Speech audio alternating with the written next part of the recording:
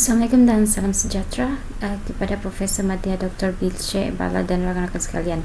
Nama saya Nur Syaira binti Madsyi, YA23111004. Hari ini saya akan membentangkan hasil analisis kumpulan kami mengenai tajuk analisis bagaimana konflik antara kuasa Eropah seperti Britain dan Perancis mempengaruhi perkembangan politik dan sosial masyarakat koloni Amerika sebelum tahun 1763.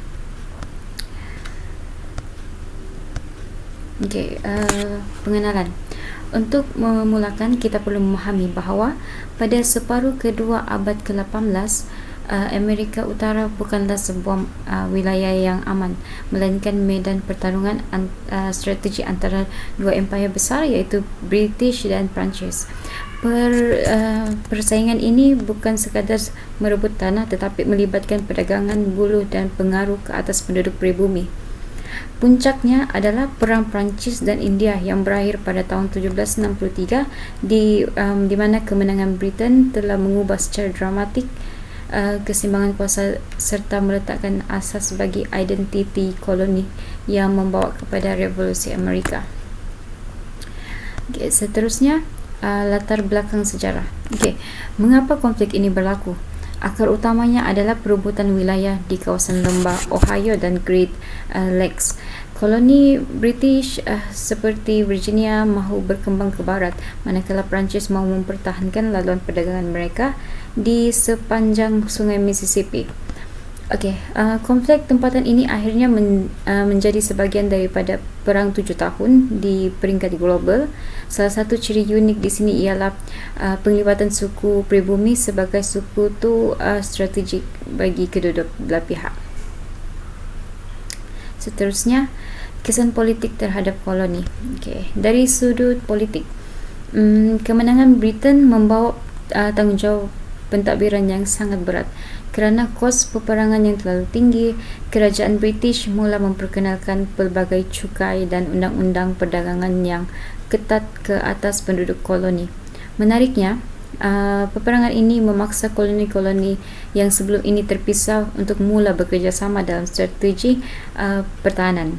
Inilah detik di mana kesedaran politik kolektif mula bercambah dan mereka mula mempersoalkan hak mereka dalam Parlimen British. Seterusnya, kesan sosial masyarakat kolonial. Seterusnya, dari aspek sosial, peperangan ini membawa mobilisasi penduduk secara besar-besaran. Penduduk koloni bukan sahaja menjadi tentera milisi, tetapi mereka belajar untuk lebih berdikari dalam aspek logistik dan pentadbiran tempatan. Pengalaman bersama dalam menempuh kesukaran perang ini, mereka membina satu identiti sosial yang lebih kukuh dalam kalangan mereka. Namun, ia juga mengganggu ekonomi harian dan menyebabkan tekanan sumber barangan dan akibat penguatkuasaan undang-undang British yang lebih tegas. Seterusnya, kesan terhadap masyarakat pribumi. Bagaimana pula dengan penduduk asal? Bagi masyarakat pribumi, kekalahan Perancis adalah salah satu malapetaka diplomatik. Sebelum ini, mereka boleh memanipulasi persaingan dua pihak, persaingan dua kuasa ini untuk kepentingan mereka, tetapi selepas 1763 mereka terpaksa berhadapan dengan Britain sebagai kuasa tunggal yang dahagakan tanah. Kekecewaan ini mencetuskan Perang Pontiac pada tahun 1763 sebagai protes terhadap pencerobohan tanah mereka.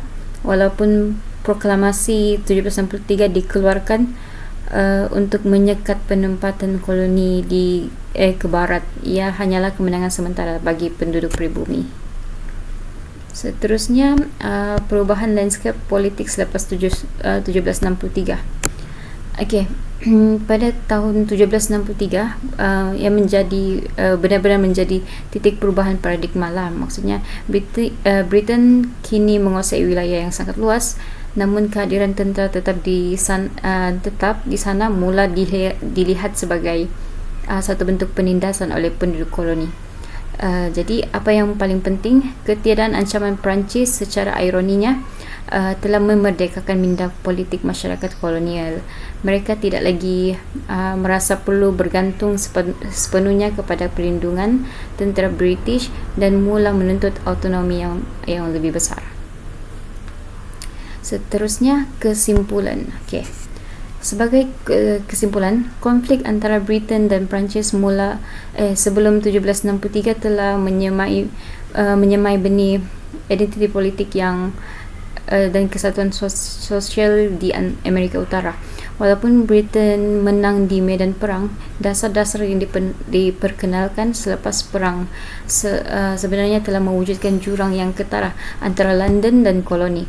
Transformasi inilah yang akhirnya membawa kepada gerakan kemerdekaan pada tahun 1776. Jadi pada tahun 1763 juga ia menjadi sebuah titik peralihan daripada subjek British kepada aspirasi sebuah bangsa yang berdaulat.